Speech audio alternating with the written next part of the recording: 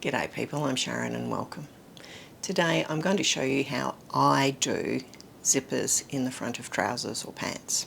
I cut the zipper extension onto the pant front and I press interfacing onto it that is big enough to extend into or just past the centre front seam.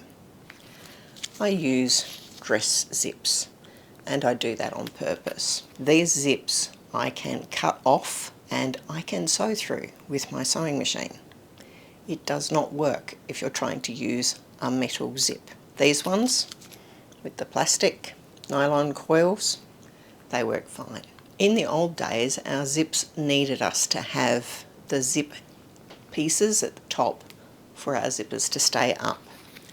They don't need that anymore, so we can use a longer zip than is actually necessary and then cut it off afterwards, the bits that are too long. I've attached my interfacing to the front fly extension on both fronts of my pants.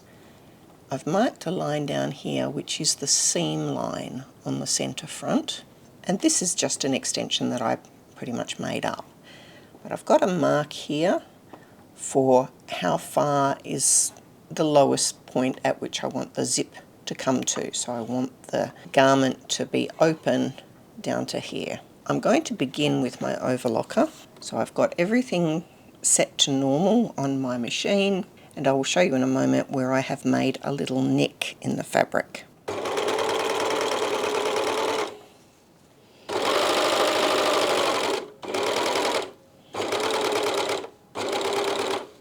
And there is the nick, and that allows me to bring that curved area that will go under the crotch out here. I've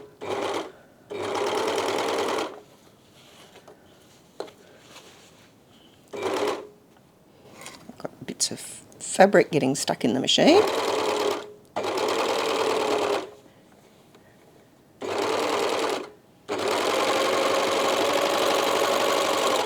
That's one side, so that both sides of these pants have got this stitching coming from the same direction, so with the correct side of the fabric up.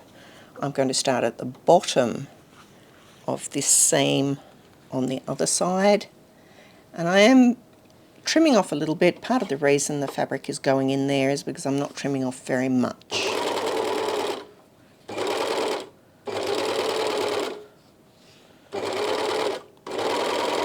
And once again you can see that little nick I've made in the fabric so that I can open it out and keep stitching around even though there's an internal corner there.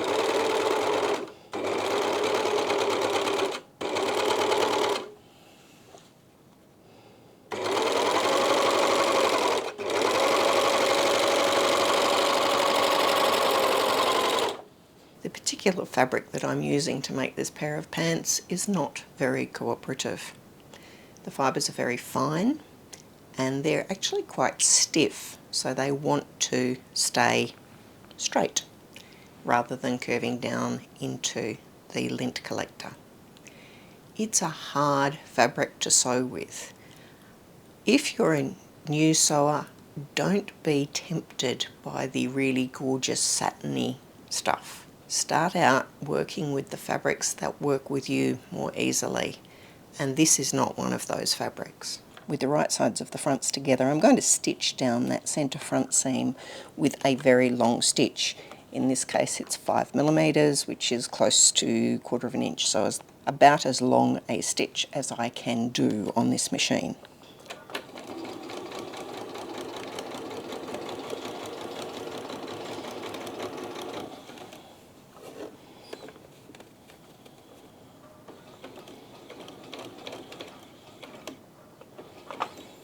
That's a basting stitch and I'm going to take it out later, but the remainder of this seam I need to be permanent.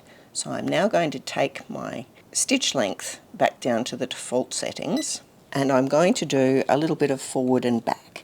Now the machine has already got itself prepared for a 5mm stitch. That's done before the needle goes down. So it's going to do one very long stitch and then I'm going to let it do a couple of short ones and then a few backwards.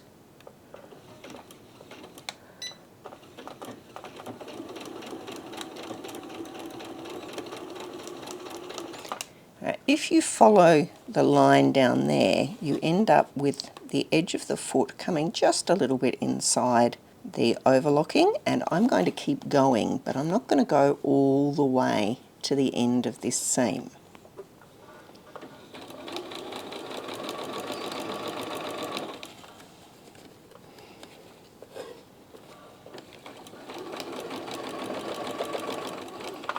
But for the time being, I'm going to do a little bit of backwards and forwards. So I've left 5 centimetres, 2 inches unsewn here. Needle up, take the fabric out. With that seam sewn, I press the seam open.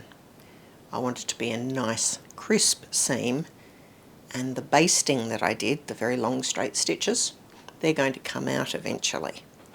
In the meantime, they're there holding everything in the right place. We're looking at the inside of these pants with my centre front seam, so this is going to be on my right side and this is going to be on my left side. And I've decided to make this particular pair of pants with the zip like a pair of jeans. So here's my zip. It's a slightly different colour, but it doesn't really matter because I always do them so that the zip is in no way, shape or form ever going to be seen from outside. And you'll notice, I put the end somewhere down the bottom, this zip is way too long. And I do that on purpose because I don't want the zipper pull to be getting in the way while I'm doing my sewing. So I'm going to start out by opening it, having just told you that. I didn't want it to be in the way, or it wasn't going to be in the way.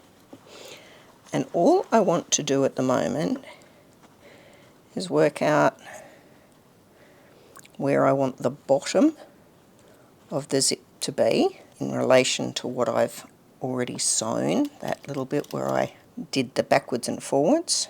And if you can see, I'm only pinning my zip to this extension. I'm not actually pinning it at all to the front of the pants, but I'm trying to work out how far away are those teeth from the seam, and I'm just going to put probably 3 pins in here is enough. And all I'm trying to do is get them pretty evenly, not perfect, but pretty evenly in there. And then I'm going to close that zip up. And now when I'm sewing it, zipper pull, miles out of the way. I'm going to be sewing from this side, and the way zips are woven, there are different stripy bits on them.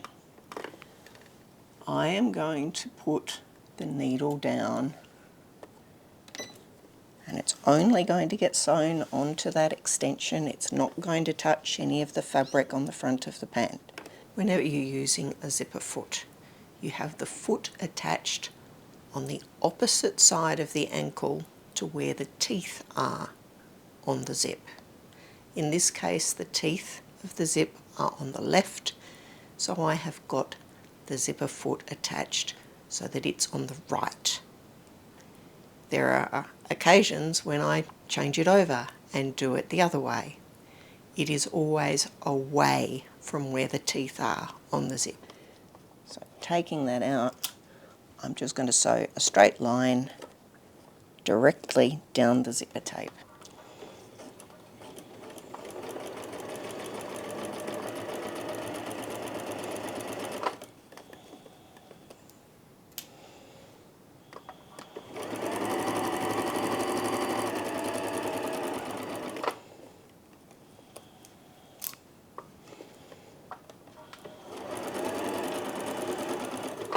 And that's the beginning of sewing my zip onto this pair of pants. I've folded that fabric back evenly between the zipper teeth so that there's an even amount between the teeth and the fold.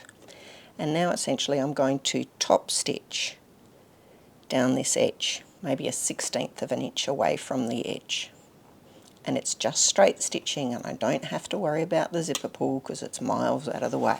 Now with this particular machine, one of the nice things when I'm going down this side is that if I put this part of the zipper foot on that folded edge, then the needle comes down and gives me a nice top stitch. So I'll put the needle down, and now I no longer have to worry about where the needle's going. All I have to worry about is where the edge of the foot's going in relationship to that folded edge. You'll notice I've also, when I put my pins in, I put them in so that I can pull them out this direction.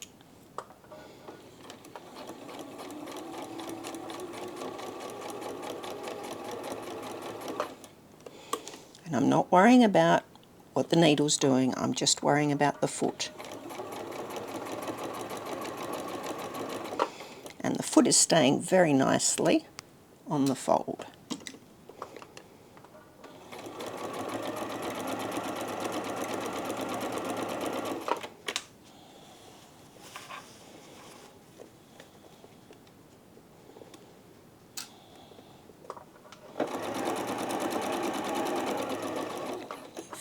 If you have a lock stitch, now's a good time to use it.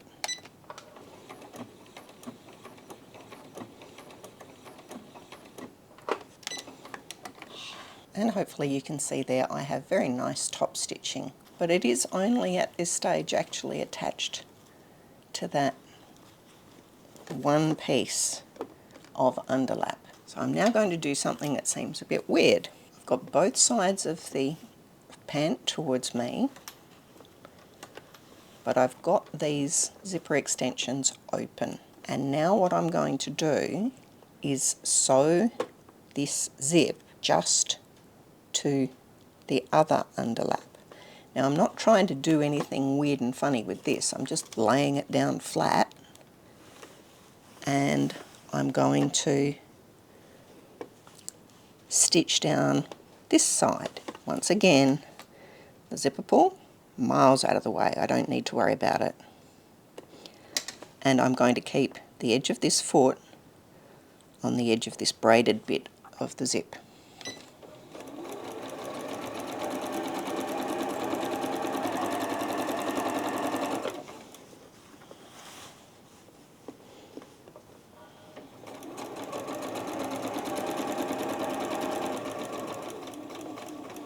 And once again I can use my lock stitch key.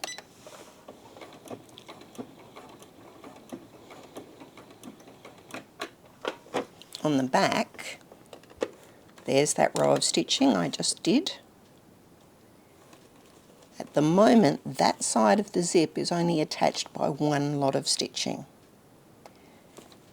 where the first lot is attached by two lots of stitching. Just for the sake of being more certain that this is never going to come undone, I am going to do another row of stitching down here.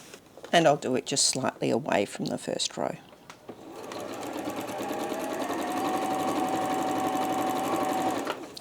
But I'm still only sewing through the zipper and the underlay of that zipper extension.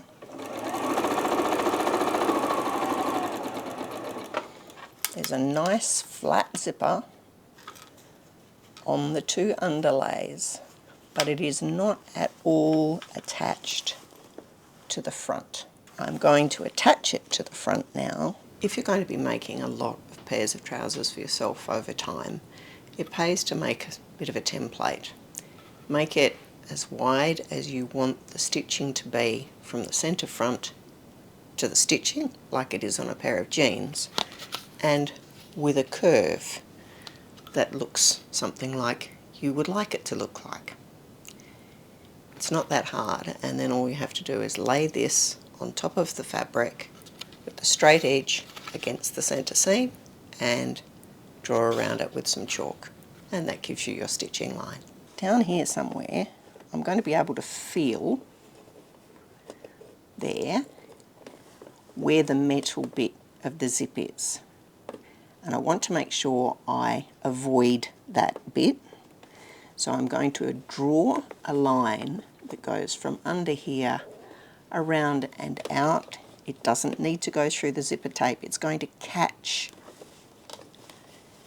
that extension, that's all. So there's my zipper, there's my centre front.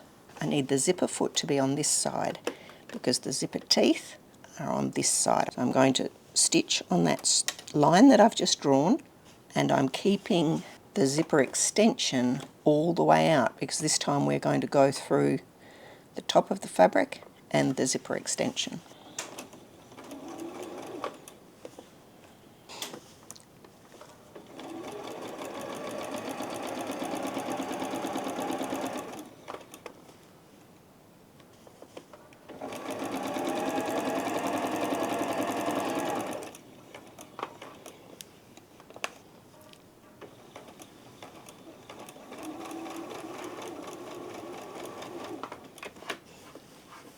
I'm going to make sure that I follow the line but I don't cross this seam, and then I'm going to do a lock stitch.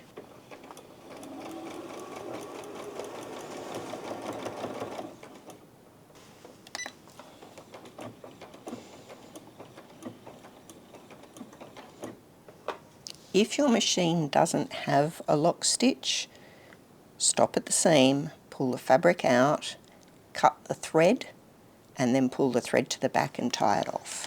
There's the stitching around there. And it's a little bit more obvious at the moment because I've got the chalk line. With only a few lines of what basically amounts to straight stitching, the zipper is now in.